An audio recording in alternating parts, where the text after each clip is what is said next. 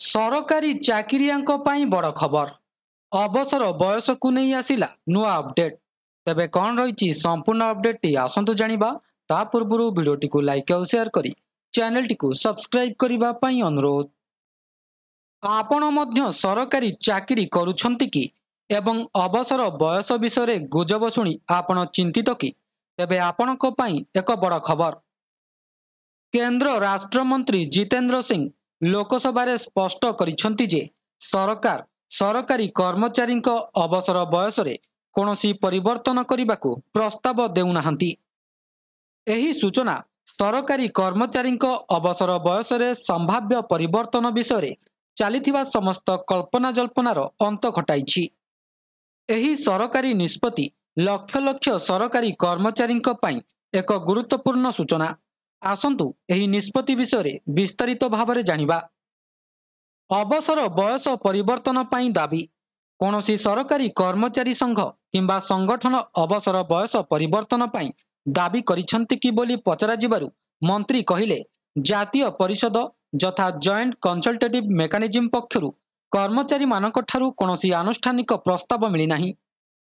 केंद्र एवं विभिन्न राज्य सरकार कर्मचारी अवसर बयसर विवरणी एवं सेमानक अवसर बयस असमानतार कारण संपर्क में प्रश्नर उत्तर रे सिंह कहिछंती एही विषय राज्य तालिका अधीन रे आसुथिबारु सरकार पाखरे केंद्रीय भाव में एपरी कौनसी तथ्य रखा जाए नाही। तेबे कौनसी आनुष्ठानिक प्रस्ताव नाही। अवसर बयस परिवर्तन पाई जातीय परिषद पक्षरु कौनसी आनुष्ठानिक प्रस्ताव मिली नाही। तेबे आउ एक बड़ खबर हेउछि वरिष्ठों पाई अतिरिक्त पेंशन।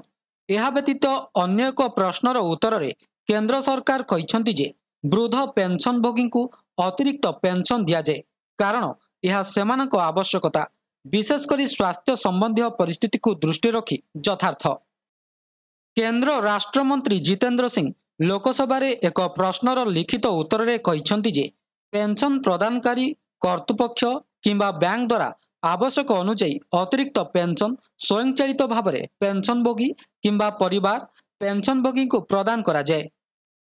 मंत्री अनुଯାयी षष्ठ केंद्रीय वेतन कमिशन यथा सीपीसी सुपारिश अनुଯାयी सरकार 80 वर्ष बयस 20%, 85 वर्ष बयस 30%, 90 वर्ष बयस 40%, 95 वर्ष बयस 50% एवं 100 वर्ष बयस 100% अतिरिक्त पेंशन मंजूर करिछंती।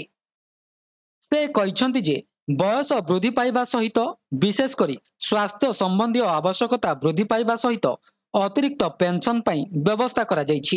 तेबे यह थिला संपूर्ण अपडेट टी। वीडियोटी भल लागिथिले वीडियोटी को लाइक करंतु, शेयर करंतु एवं चैनल टी को सब्सक्राइब करने को भूलंतु नहीं। वीडियोटी को शेष पर्यंत देखिथिबारु आपनको बहुत बहुत धन्यवाद।